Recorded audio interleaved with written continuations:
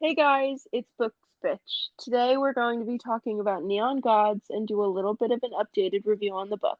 Disclaimer, there is explicit content and spoilers, so be warned. Okay, so as said in the intro, we are doing a little updated review on Neon Gods by Katee Robert. Yes, there will be spoilers. Yes, there will be explicit content, so move on if that's not your thing. Okay, basic You've been review. warned! um, you go first, Lana. Alright, basic reviews. I rated it a 5 out of 5. Because I really liked it. It was really good.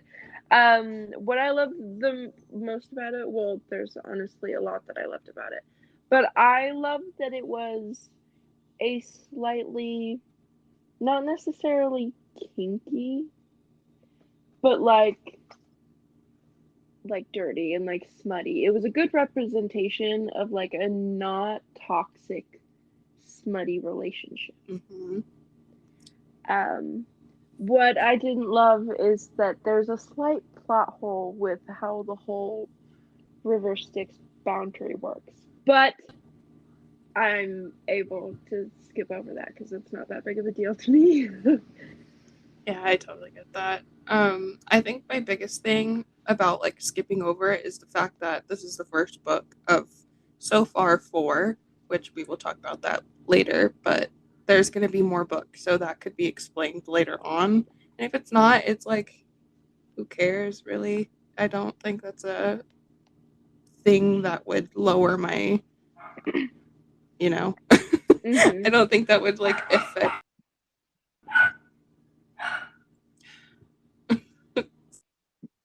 I don't think that'll affect.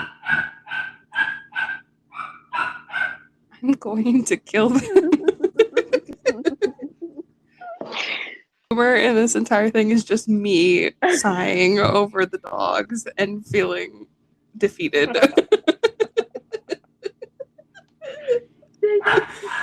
Oh god. She needs to shut the fuck up. It's Wednesday's instigating right now. She's always instigating, so that's what I hear. Wednesday. Prepare.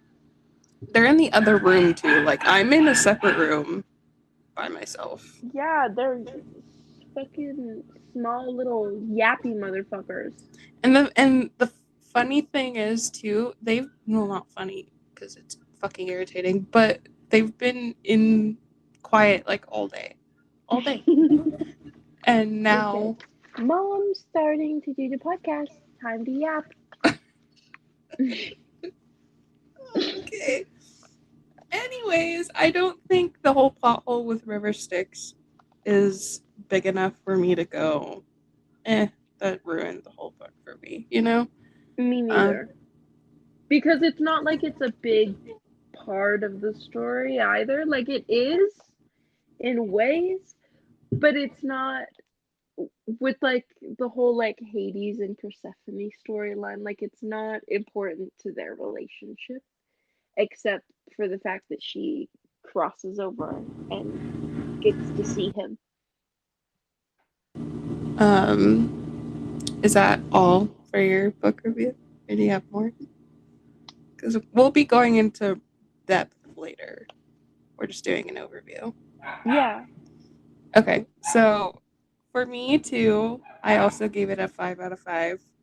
Um, and I think the biggest reason is the bare minimum, the fact that this didn't have dubious consent. Like, Hades was all for the consent, and basically he Mm-hmm. wasn't going to force her to do something that she didn't want to do.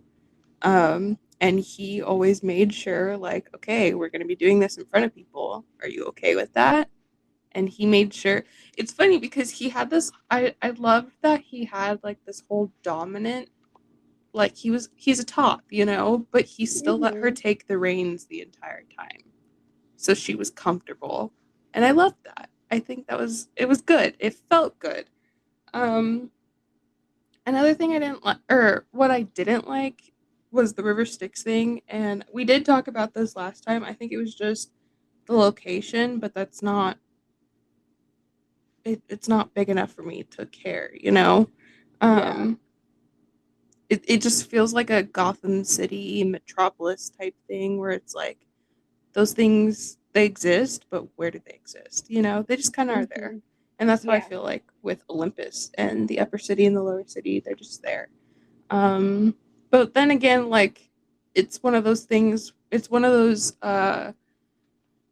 topics where it's like, again, this is the first book of a series.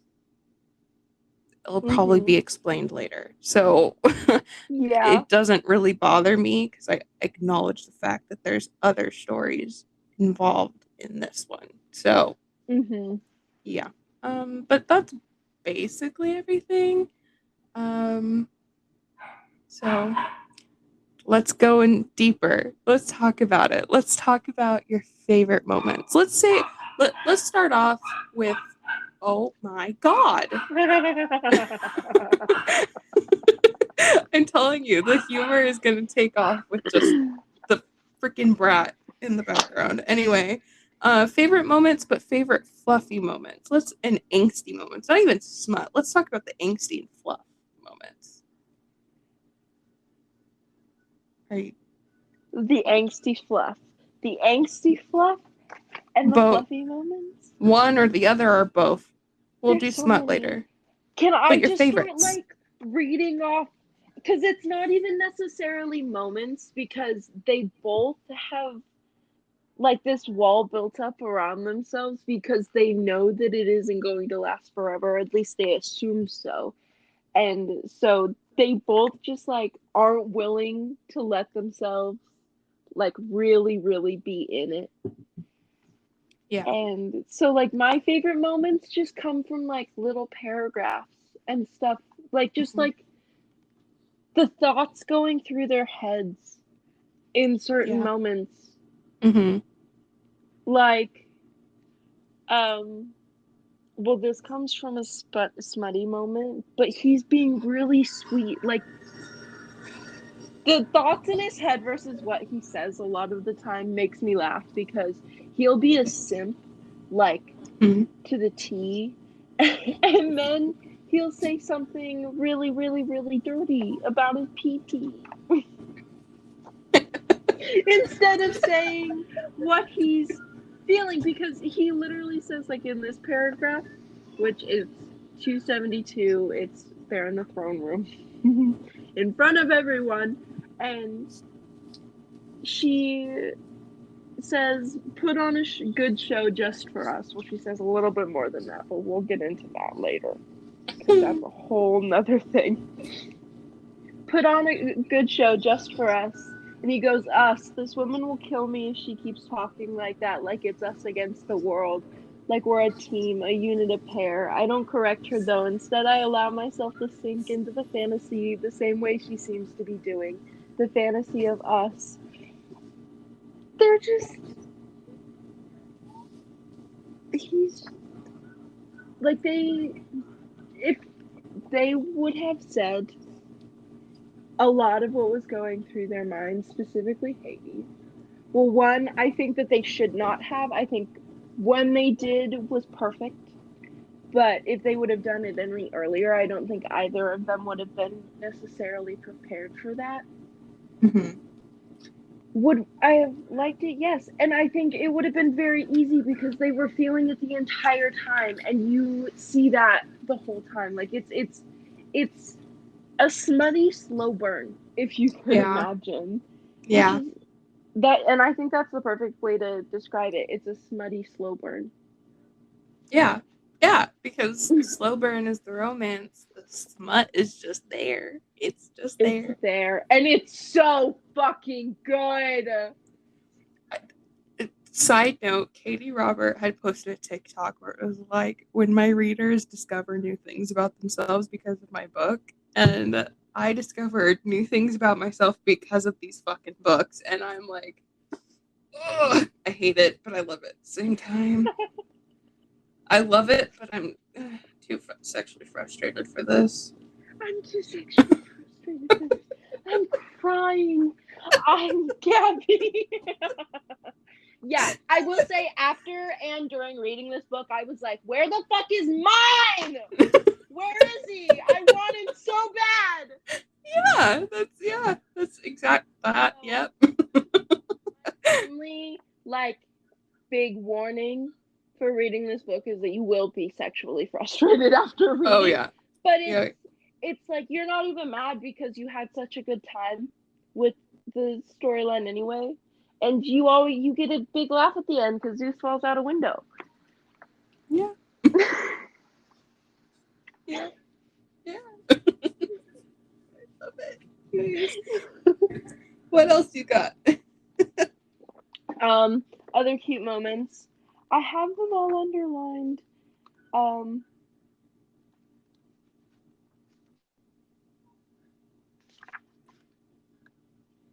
Okay, yeah, that's great. This comes immediately after that same. This is literally the same, like, kind of sexy scene that I was talking about beforehand when they're in the throne room. But basically, they finish what they're doing in the throne room, which is a lot and really dirty, and I definitely recommend it. It starts on page 271 for those of you who haven't read it and are planning to. But on 279, after they finish what they're doing in the throne room, he kind of like offers her his hand, and she takes it, and he says, be sure when you go running back to your high rises and glamorous lives in the upper city that you're telling the full truth of what happened here tonight.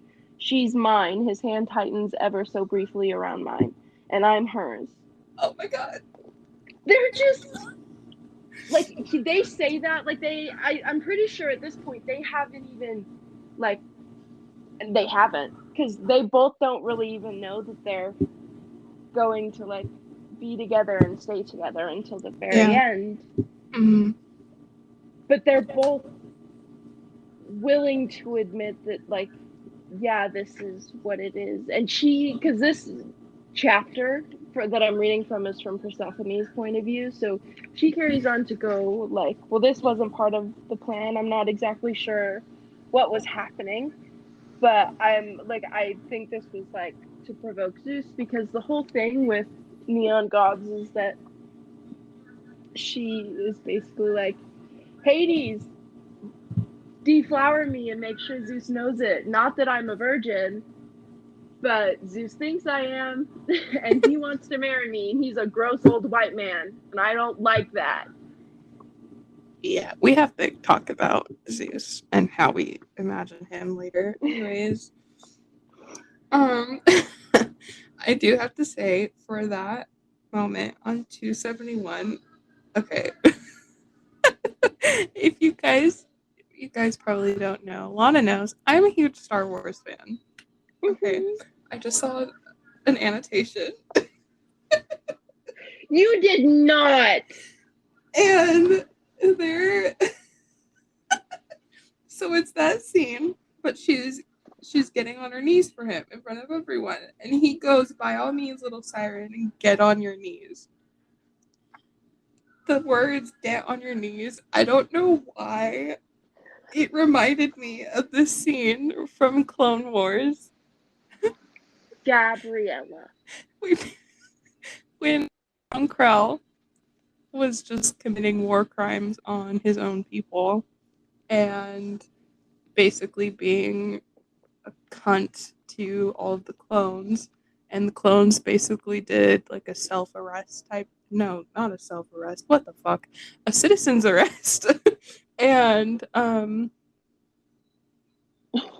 Captain Rex holds out a gun and goes, get on your knees. And I'm not the only one who thinks that was attractive. There's a lot of other people who think that was attractive. Gabby, she's literally about to suck his dick. Like, I'm not saying you're wrong, and I'm not saying your feelings aren't valid, but she's literally... I'm sorry. What Gabby is referencing, literally not a complete page later, one thing she says to Hades is, ruin my makeup. Ruin my makeup. Yeah. You're But talking about clone yeah, dogs. Isn't that animated? yeah. Oh What's your my point? god. But okay, the guy? Oh my god, I can't think of his name. The guy who was originally Boba Fett in the prequels. I'm sorry, I would not They're know that. they're animated after him. So like I can imagine him as a real person. Okay. Shut the fuck up. Anyways, let's Okay, fine. continue. Okay, fine. Anything else? Any other I have so many cute moments. I'm like, let's see if I can just flip to a random page and find one. Let's talk See, about the I'm just dogs. The the dogs. dogs. Hold on, wait. I have many annotations about the dogs because this this scene made me cry. So it's chapter 23. It's in Hades' point of view, and it's the naming of the puppies. So if you guys don't know the actual like, I guess like Greek mythological story with Hades, he has a three-headed dog called Cerberus. But because this is a modern retelling and it takes place in like a world where they're not necessarily like Magical. magical, right? Like the river Styx in this is kind of a magical barrier, but there's not really any other magic besides that. Mm-hmm. And so the way that Katee Robert gets around this is that she has them adopt three puppies, and one of them's name is Cerberus, and the other two's name is that he has her name because at this point it's pretty much Persephone's idea to adopt these puppies. Mm-hmm. And she just thinks they're really cute, and Hades isn't necessarily fond of the idea of puppies, but she likes them, so he adopts all three of them, and he names the one Cerberus, which roughly translates to circle, Spots. No. which well, spots. But yeah, so Hades named his dog Spots, which is fun. And the other two's names are Skyla, right? Scylla. Scylla. Scylla and Scylla? Charybdis, I think. Let me look it up again. Hold on. Technical Charybdis, yes. Yeah, Charybdis. And Scylla. Yeah, Charybdis and Scylla. And then you have Cerberus as well, which I have so many notes about chapter 23 because she comes down the stairs. So it starts with her telling him that they're going to be late, and he's like sitting with the puppies that they've recently gotten in his lap, and he looks up and he's like, oh my god, like Persephone is the most beautiful thing I've ever seen. And he calls her a quote a fucking queen, which he later corrects himself and says, I was wrong, she's a goddamn goddess. Period. But she asked him if he has considered any names, and he said dog. And then in his head goes, I don't mean it. I only say it to her to see her roll her eyes at me. She doesn't disappoint. Hades, you have 3 dogs. You can't call them all dogs. They need names. So he points to the largest of the 3, the one who's the clear leader, even at this age. And says, this one is Cerberus. And then she tells him to name the other 2, and he said, keep going. And he says, I want you to name them. And she says, I don't think that's a good idea. And then in his head he goes, because she's leaving. And then he says in his head, of course, and this is one of the really cute moments that I like a lot, he says, quote, there are 1,000 things I could say right now, 1,000 things I want to say. Spending the last few weeks with her has made me the happiest I can remember being. She challenges me and delights me in turn, and I have a feeling I could know this woman for decades, and she'd still find ways to surprise me. I suddenly, desperately want this winter never to end, want spring never to come, want to stay with her here forever. But there is no forever, not for us. I cross to her and cup her face in my hands. If we were different people in different circumstances, I would get down on my knees and beg you to stay at the end of the winter. I would move heaven and earth and the underworld itself to keep you with me. And her response, oh my God, I cried so hard, like I sobbed in my bed. Her response is, if we were different people, you wouldn't have to beg. I'd plant my roots right here in this house, and it would take a catastrophic event to make me walk away. And then and then kind of right after that, he says, "Leave me a piece of you, little siren. Name the pups." And so that's where we get the other two names of the puppies from. Persephone names them, and I just think it's a really cute, sweet moment that they have. And I don't want to start crying again, so I won't. Okay, so I had sent Lana a did my mom just call me? I have no idea. My mom called me. I don't know. She knows I'm recording, so I'm not answering. Anyways, what was I saying?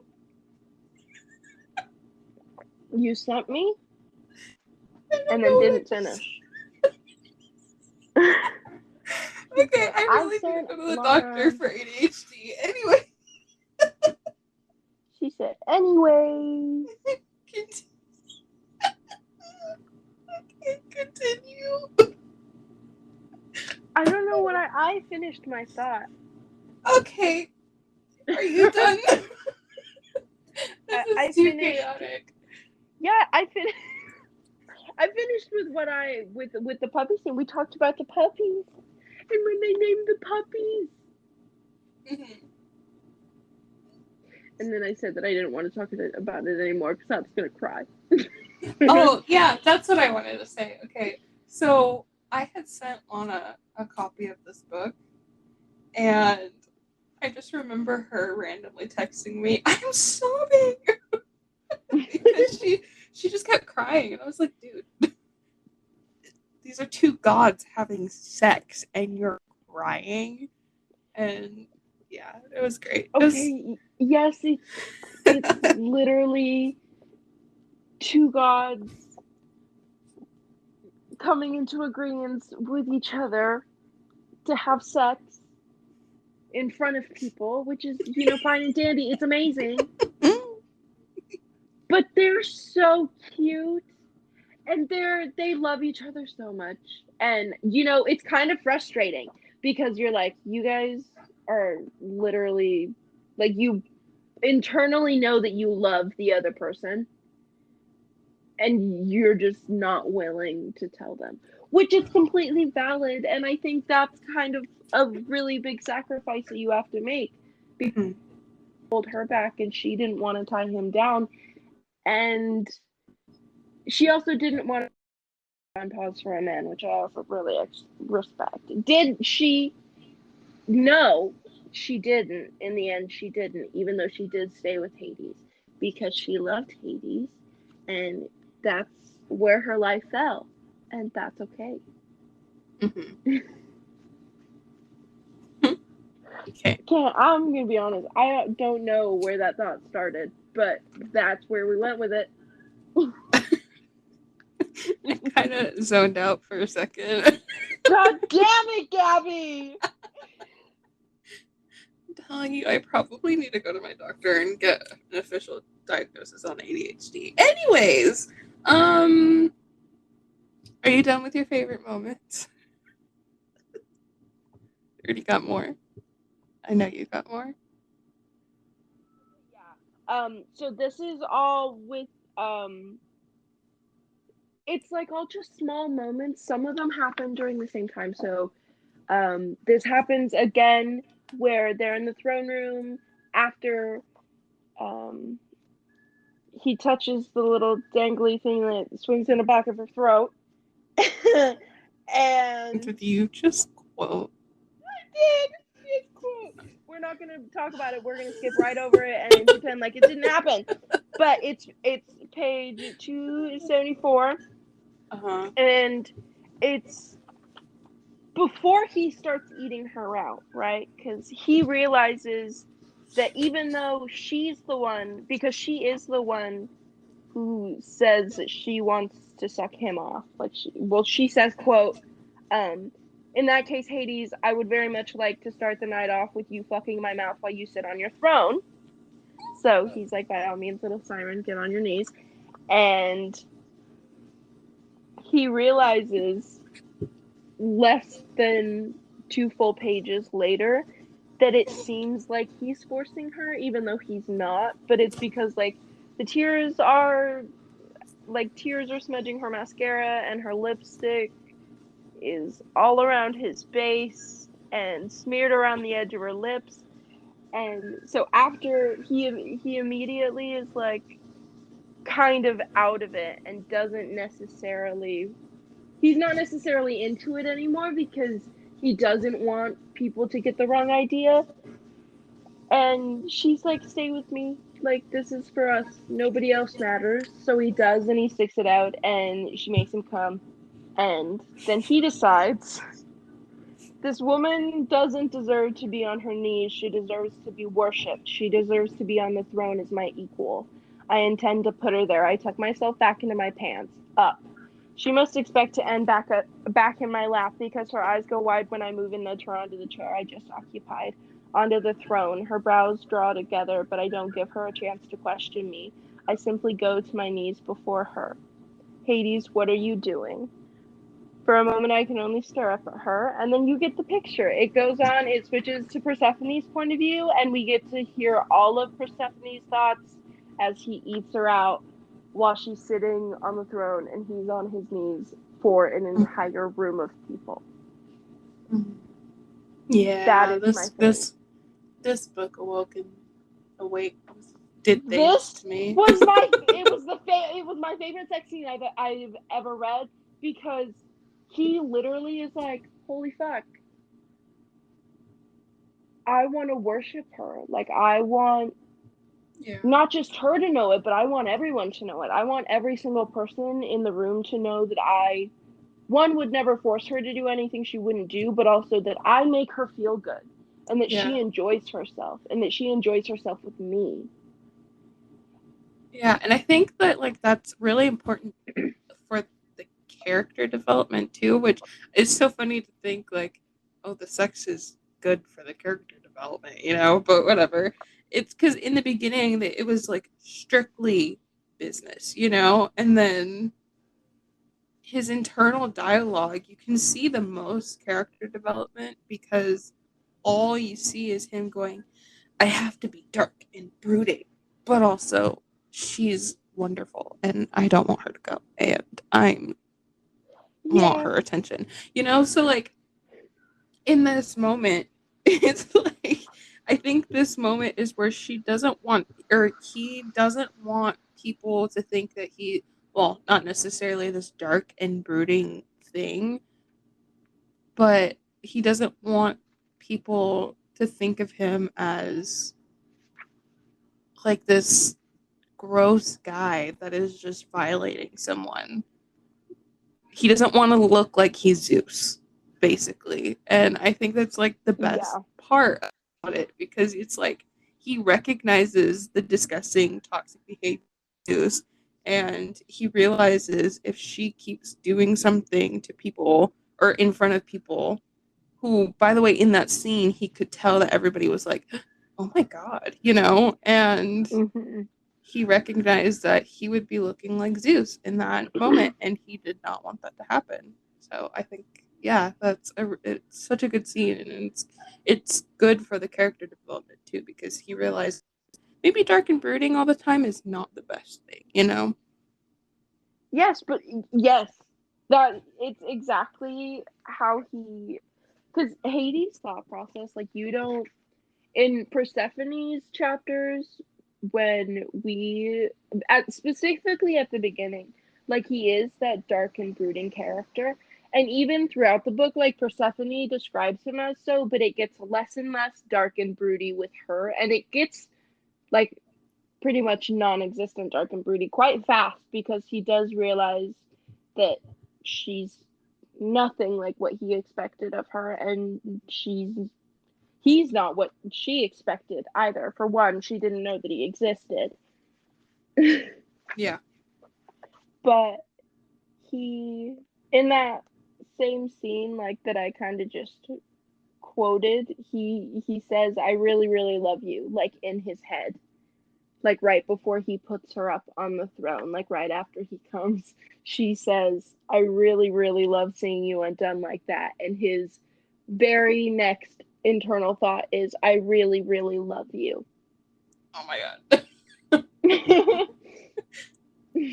Which I'm glad that he kept it in his head, because I will say, if I, for whatever reason, was in this exact situation with someone, and that person, I almost said motherfucker, if that person has That would that not have thought, been good. hell yeah, please have that thought, please have it over and over and over again, because I am the greatest thing that ever was and ever will be, and you should know that. Yeah. Yeah. But if you say it out loud, I'm gonna hit you. Yeah. What we're doing is over. Don't say it. You're gonna ruin it. You're gonna ruin it if you say that shit out loud. And also that, but also I know that he really didn't say it because, one, he's a little bitch boy and couldn't, and two, it would have been too early, and they both would have ran for the goddamn hills if he would have. Yeah. Yeah. Anything else? No. Okay. What My about favorite you? moment, Yes. I think, out of the entire thing, and I don't have page number. I couldn't find it. I'll probably be able to find it in a little bit after we're done. But whatever. Is the greenhouse. When he takes her to the greenhouse for the first time. And that, I think that's the first moment. I don't know if she, like, in her internal dialogue, I don't know if she, like, explicitly says, I don't know if I want to leave anymore. But it's when you can tell that's the first moment where she's starting to go, oh my god, wait, do I actually want to leave? Yeah. Or, So, and including with the winter market too, because mm-hmm. it's like she sees him, like, this entire time she sees him as this guy who, again, is dark and brooding and wants to be in his penthouse slash mansion. I don't even know what it is, but like his home, Yeah. and who is a hermit and doesn't want to go out anywhere. And then at the winter market, she sees him not exactly like social, but also not rejecting anyone who comes up to him. And she realizes how much everybody in the lower city actually loves him because he takes care of everybody.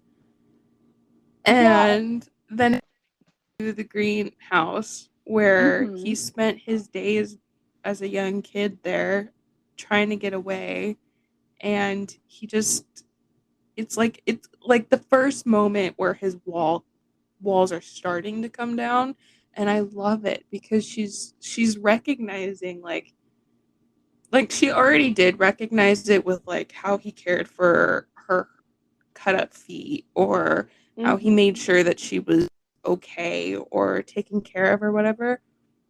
But I think that was like the first moment for her, and I think for the rest, for like the audience too, everyone is recognizing that he's not this bad guy, and like Mm-hmm. even in Greek mythology too, if you look at all of the stories regarding Hades, he is supposed to be this dark guy, but he's also the ruler of the underworld. Like he's supposed to be. He takes care of all the dead people, And then but in reality, he has a dog named Spots.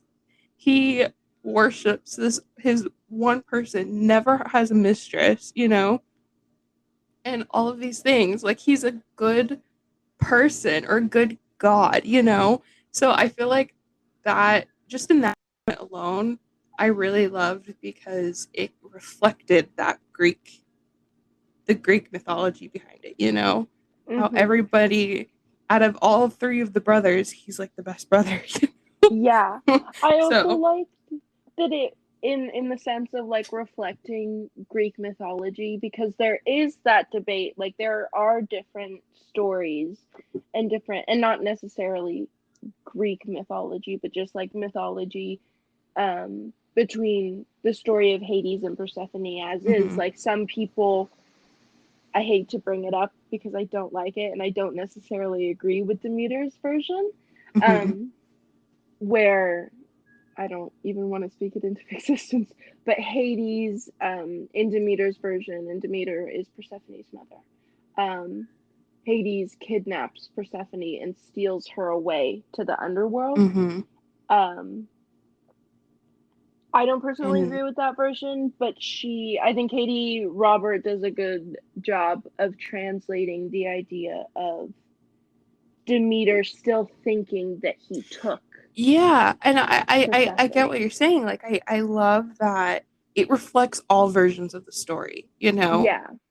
We're mainly focused on Hades and Persephone and how slowly it's like Persephone's like, oh, okay, like I like it here. And Hades just like, oh, okay, I'm in love with you. And then there's Demeter, where you find out, like, through the actions she takes, how she stops sending food to the lower city, or like her conversation with Persephone.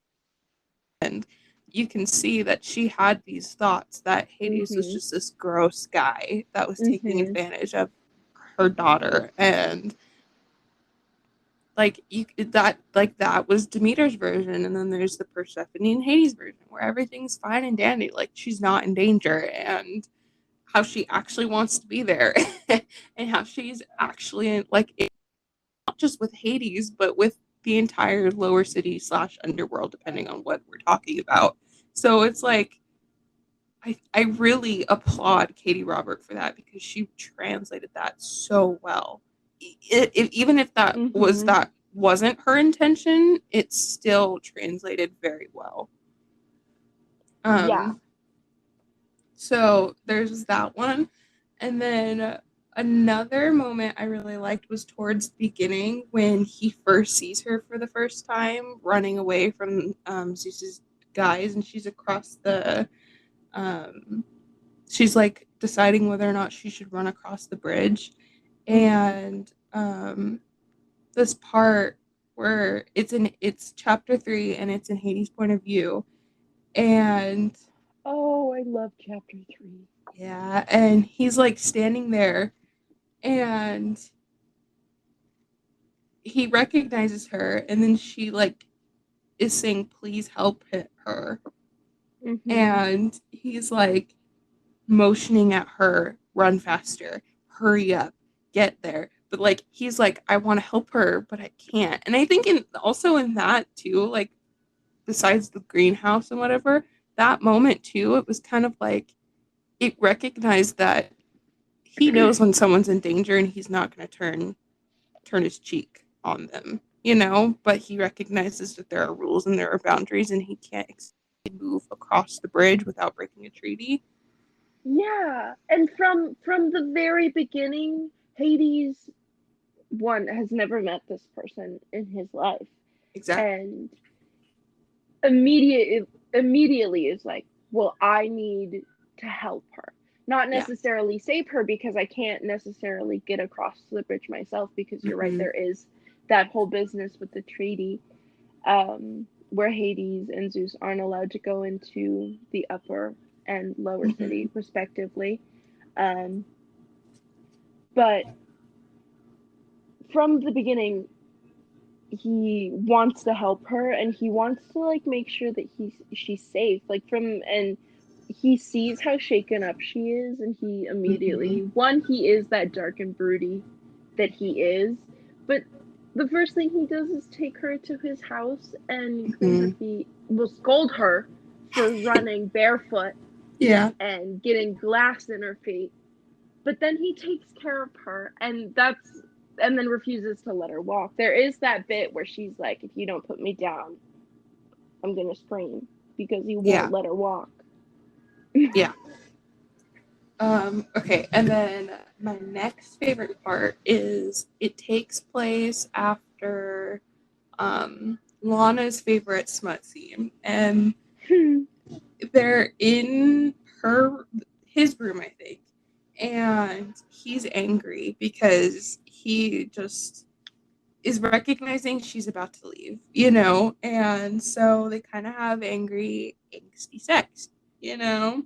Oh, it's so good. And then at the end, like when he's done, he goes, "Hey, uh, someday when you let some asshole seduce you and you're riding their cock, remember tonight and know that they will never compare to me. You think of me when they're inside of you."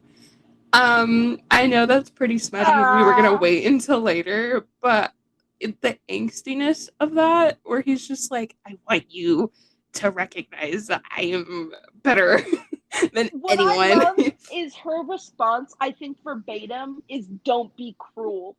Right? And Because like, she knows in her brain that he's telling, like, he's correct. That would yeah, happen. yeah, exactly. And I love it too because it was kind of like he doesn't recognize it because he's so hurt, that Yeah, she's and he's leaving. so focused on the idea of her leaving that he's not focused on the way that she feels and he feels in the moment right now. But for us, that as a reader, you can recognize that's kind of her admitting something that she Yeah. didn't necessarily want to admit. And she's just letting him know, don't remind me because that hurts and that's cruel to remind me. And then he goes, I am cruel. And then says, you've ruined me, Persephone. Forgive the fuck out of me if I want to return the favor. And then at the end of that chapter, he says, or it goes, he finally lifts his head, but he doesn't look at me. I'm sorry, because he recognizes like that moment was kind of like he lost control, and Yeah. he didn't want her to think that he was a bad guy because of it. And it says, I should let it end at that. We can circle all we want, but it changes nothing about our situation, about our deadline. Instead, I swallow hard. I'm not. And again, that's just another moment where he probably looked it. She probably just was kind of trying to admit something but didn't want to. But as a reader, I recognize as that's another moment that she is confessing that she doesn't want to go and that she wants to stay with him and that she loves him. And I think he was just too heartbroken to recognize it. Okay, so I flipped to the page that you're talking about because I have it underlined and stuff because I love this part as well. Because it is in Persephone's point of view, and you, right after he finishes about that, like finishes saying all of that stuff about how she ruined him and how he wants to kind of repay her for that favor. She says, and then there's nothing else to say. We devolve to our base selves, chasing our mutual shared pleasure. When I come, it feels like my orgasm has been ripped from me, like it's something I can never take back.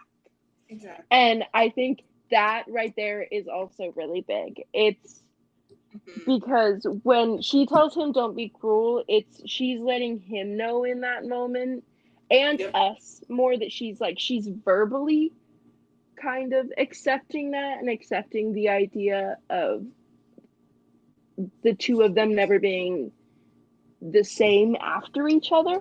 Mm-hmm.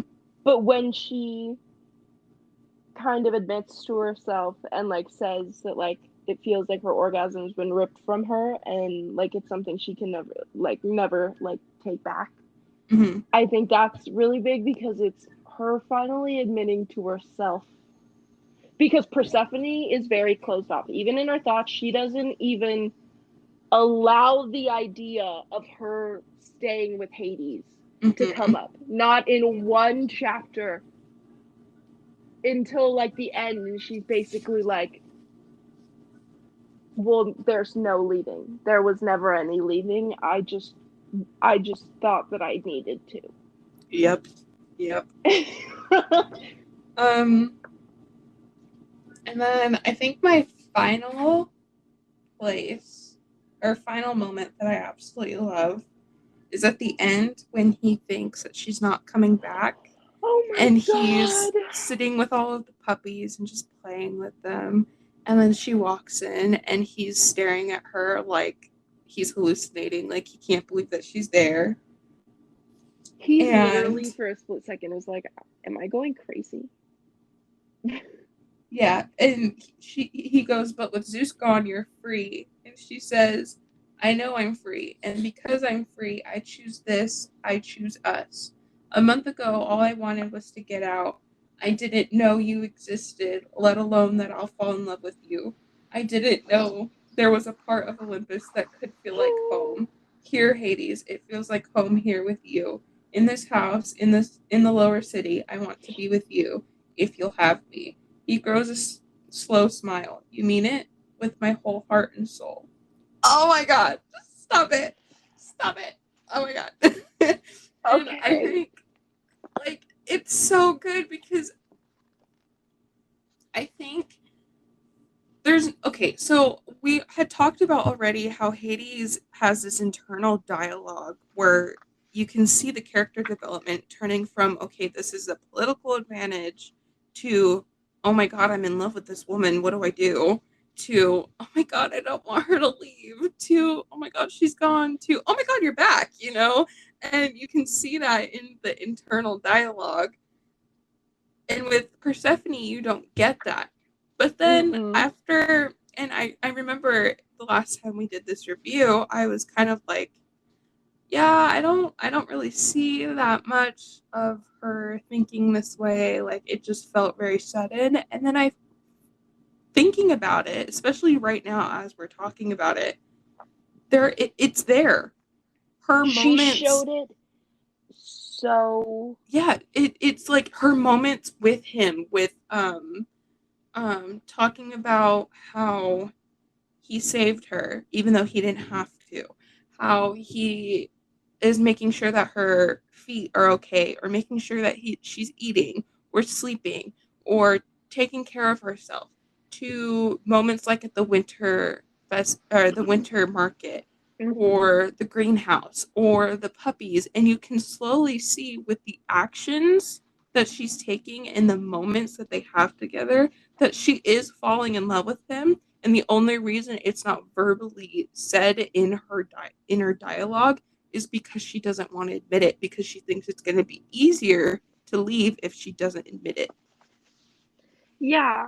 And And I I think. think, real quick, Go, I go think ahead. when she did leave to Mm-hmm. save him, because like then there was also the things where she finds out that her mother is stopping the food imports to the lower city, and she's like, why would you let that happen? You have your people to protect. You shouldn't do that for me, you know? And he says, well, we've been preparing for something like this forever. Like we knew something like this was going to happen at one point or another. But she still like Mm-hmm. is recognizing he's doing all of this for me, you know? Mm-hmm. And I think we're with Hades, we automatically get the I love her, Mm-hmm. but she doesn't verbalize it. And I don't know. I just think it's so She doesn't. good. I think Okay. it's so I good that think way. so. The way that I kind of had that realization was okay when we read Hades chapters, Mm-hmm. we get a lot of him focused on every single aspect of Persephone, Yeah. right? And there's even those moments of um, where like we are reading like a Hades chapter and Persephone says something or she gestures a certain way and Mm-hmm. he's like there's this one moment where I think all she does is say yes in response to him kind of trying to get her attention, and his internal dialogue is that hopefulness in her tone. Like Yeah. he analyzes every single thing that he does, every single thing that Persephone does. He's a very like analytical person, Mm-hmm. and I think that's why, but he's also like dark and brooding at the same time, and I think that's why we get so much of his feelings and like his thought process through his internal dialogue, Mm-hmm. because in order to keep that dark and brooding exterior that he carries himself with, he has to walk himself through and analyze every single thing he does. And I think Persephone just wears it in like her aura, whether she wants to or not. And she doesn't want to, like, she's not going to like necessarily think and like let herself like think and process about what's going on, or Yeah. process and think about what's going on. Um until it's happening. But the way that Hades describes her, you can tell that she's falling from him, for him. He's Mm-hmm. just unwilling to see it. Yeah. Yeah. And I think like I don't I don't know what else to say other than like Katee Robert is a genius with the emotional appeal and differentiating how or her characters, because Mm-hmm. Hades is more like internally verbal. Hades is more analytical and Mm-hmm. observant. Persephone is more and I think that that also reflects off of like her life in the upper city too, Mm-hmm. because her not admitting that to herself is also kind of like a reflection of how she acted in the upper city. She had to be this pristine, pure, innocent girl, unlike her sisters, her older Mm-hmm. sister at least. And so she's used to having those walls up, and she's used to Mm-hmm. having no one like, like to know how she's feeling. Mm-hmm. So it kind of reflects like how she's feeling here, and I love it. I don't know. I just honestly full applause to Yeah. Katee Robert because it was written. Mm-hmm. Wow. Yeah. I honestly think it was written so well. Besides, like that small River Styx issue that potentially will be fixed later in the series, and Mm-hmm. if not, I genuinely don't think that it's that big of a deal, because it is in the beginning. It is kind of explained enough that you understand the way that it works. Yeah. Like, you can only go into the lower city and cross the River Styx if you're invited, which is Exactly. why Hades beckons her. Well, there's kind of two reasons for that. One, he beckons her to invite her so that it doesn't hurt anymore. In fact, when she comes back to the lower city at the end, she describes herself as waiting for the pressure that she felt the first time. Like the pressure in her head that she felt the first time, but she didn't because she had been welcomed. Mm-hmm. And Hades had welcomed her. And in fact, at the end, she describes it as feeling like she's coming home, which is that final nail in the coffin.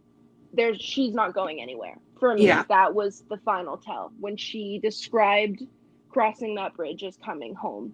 I knew beforehand that it was going to turn out like that, but that that sentence specifically and that internal thought was the Yeah. nail on the head for me. Exactly.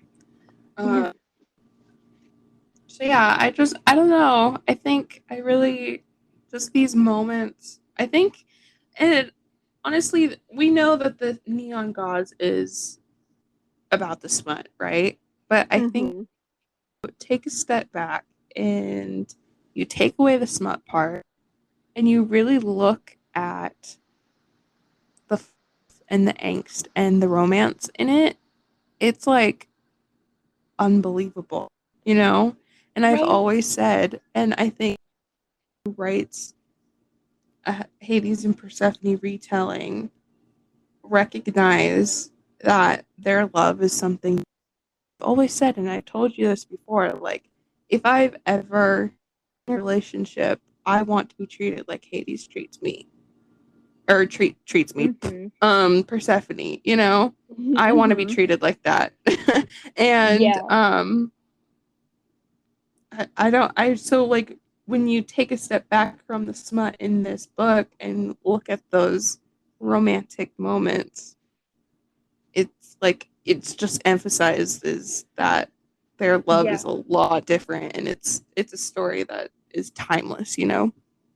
Yeah, and I don't think that you even necessarily have to take away the smut in its entirely. I think if you take away certain naughty phrases that are said in conversation between them during certain moments, and if you take away the actual description of like what's going on in those sexy scenes, but not the internal dialogue, because I think part of what's so important, I think the main reason those sex scenes are so important, it's not because of like the intimacy that they're feeling like in those sex scenes, but I think it's so important that we see their internal dialogues in those moments, because you really see like them coming together. They had to come together the way that they did for them to, at least in this book, they had to come together the way that they did by having sex first and then being like, okay, yeah, I love you. I think it was done perfectly. I honestly would not change a single thing about this book, I don't think. Yeah. Yeah. Okay. Other than that, though, can we just? I really want to talk about how we view Zeus. Huh? How we view Zeus. I really want to talk about that. How we view Zeus. He is a gross old white man. Old white man. Any way you look at it, he could be like, I don't know, like a gross old white man that you went to church with, that you don't go to church with anymore because you hate organized religion. Because me too. Me too. You know, sometimes when I think about neon gods, I imagine Zeus as my old pastor who gave me lots of church trauma. And that's why I'm an atheist. I'm just, no matter what way you get around it, and no matter how you imagine Zeus in neon gods, he is a gross old white man. Yeah. And the funny thing is, you picture him like as an actual gross old white man. I picture him as like an old white man that like takes care of themselves, so they're still pretty like buff and attractive, but because of their behavior, they're just gross. You know? Yeah, you're talking like, I'm talking like Russian sugar Santa daddy looking. Yeah, that's exactly it. Russian Santa. Russian Santa from Rise of Guardians. I don't know. I just picture him that way. That's what I picture. And then a sugar daddy gross old white man. Yeah. The way that Gabby sees Zeus. And I see him as my old pastor who gave me church trauma. Anyways, how do you see Zeus? That's your question. How do you guys, you listeners, how do you see Zeus? You just gave me a perfect idea for our Instagram. We'll talk about it later. Anyway. Anyways, what else? What is something that irked you? What's something that irked me? Zeus. Yeah, but Zeus? Other than Zeus, because that was a given. Demeter. Yeah, Demeter. Demeter pissed me off. You're gonna starve a whole city because your daughter doesn't want to marry a gross old white man for your political gain? Right? That's a little bitchy, Demeter.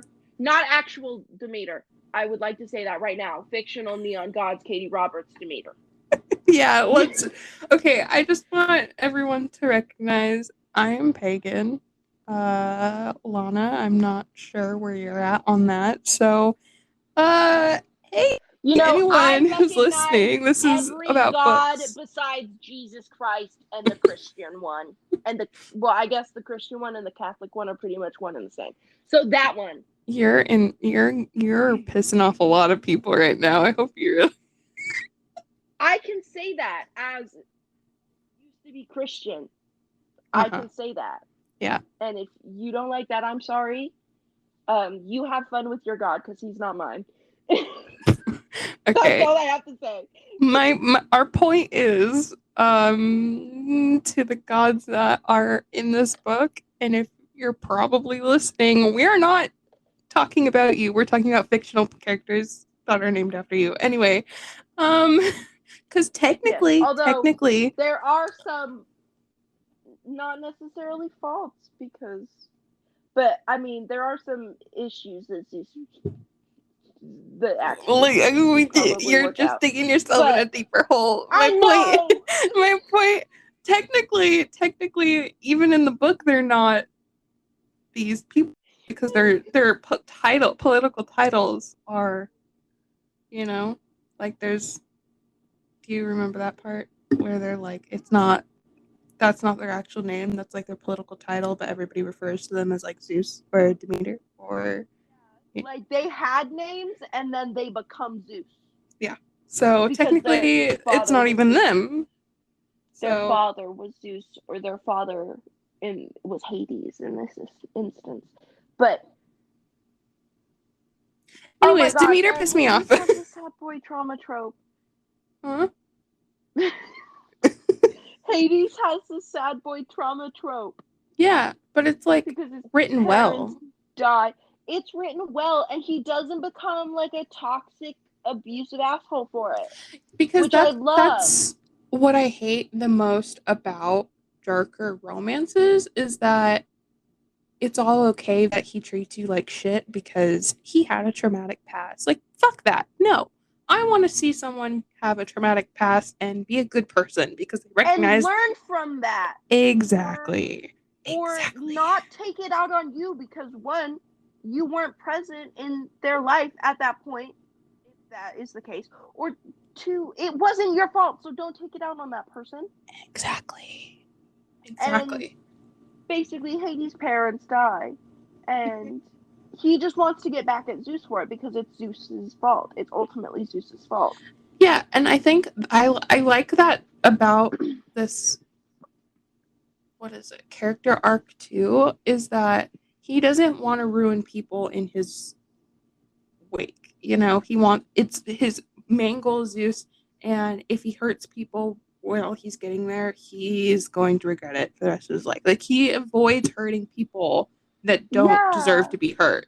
And he cares about, like, his city and, like, the people in his city. Yeah, because he recognizes that he's a caretaker for those people. And like I said earlier, he, like, in the beginning, we see him as this dark, brooding man who has the sad boy trope and is a hermit in his castle thing. I still don't even know what he lives in. Anyway, but, like, when he goes to the winter market with Persephone, everybody loves him. Everyone's like, here you go, Hades, I made you this food for you, or here you go, do you like my stand? Like, everyone is very obviously not in love with him, but, like, respect him and not fear him. And they don't fear him, which I really like, because I feel like when, like, you hear the name Hades, whether you're reading it or not, like, there's often this, like, negative, like, destroyer, bringer of death vibe to him. Yep. And I, like, just whenever you think of him, like, you often think of, like, this, like, mean person. Not that you should, or that, like, everyone does, but I think that it's often the picture that most people get, and I think I really like and appreciate that in this version he's not like that. Like, he's genuinely a decent person, and arguably Zeus is the bad guy. Well, I mean, not arguably. In this, Zeus is the bad guy. Yeah, but, like, I think, again, that also reflects on how well Katee Robert was able to modernize the original Greek mythology, because it's, like I said, he is this guy who is put down in the underworld to take care of all the people in the afterlife. He literally has a section in the underworld just for poets and artists and musicians. Like, hello. And then he has a dog named Spots, and He he's literally has a like dog this named great Spot. husband. And but people know, don't piss off Hades, or you're basically 6 feet under. You know, like you Right. can't.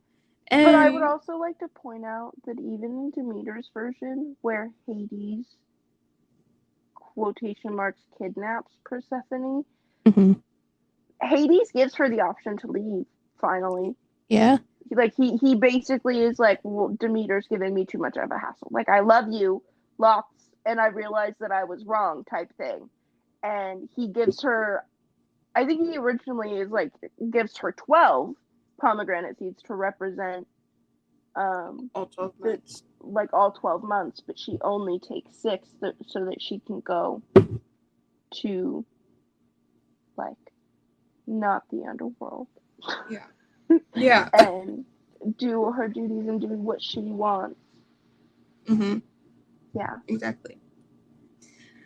Well, we honestly didn't talk much about the smut today.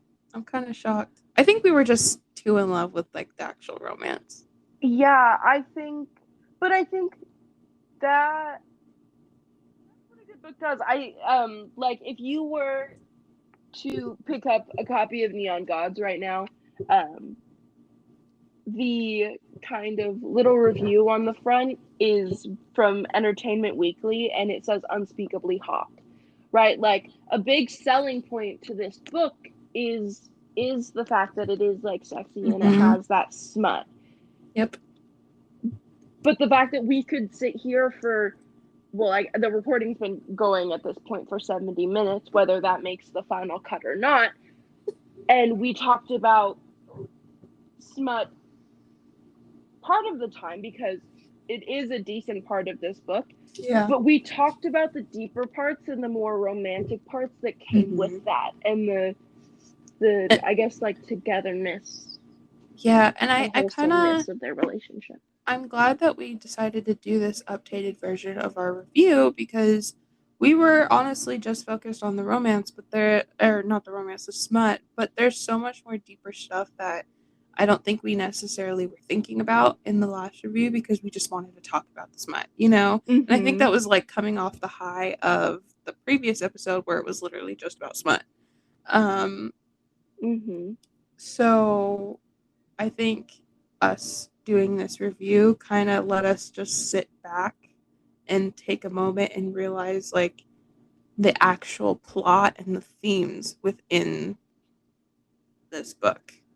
Like there's more to it than just the smut, and I think I'm really happy we decided to redo our review.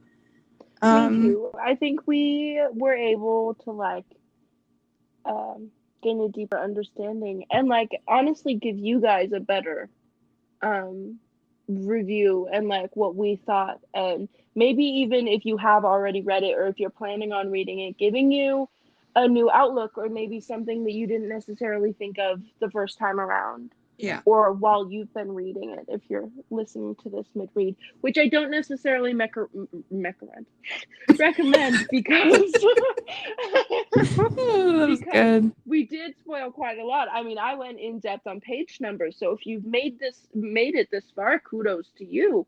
Yeah. But yeah, I honestly I think we're good. I think we don't need to go over the smut to recognize that it's a smutty book. No. You know? And I mean, actually, I do want to talk about my favorite part of the entire thing. And I know you know what this is. It's that paragraph. It's the paragraph. Do you recognize the paragraph? Do you know what I'm talking about? Yes. Okay. Yes. So I'm just going to read it and leave it there. I'm not going to give any explanation. Anyways, Persephone, he says my name like it's a song he recently memorized. Who said anything about warding off everyone else? He nips my earlobe lightly. What if I want to share? What if I pull your panties to the side and let whoever is interested come over and fuck you against my chest? And that's how I feel right now, inside. Anyways. Right, and with Wednesday in Prepares barks, that is a cue. Thank you for joining us. And here's Gabby with our outro. All right. So thank you guys so much for listening, and I apologize for us being super awkward in the beginning because, it's the first one, and we don't know how to do this properly. Anyways, you can follow us on Instagram at It's Bxtch Podcast. Keep in mind though that the I in the word bitch is replaced with an X. But you can follow us there for immediate updates.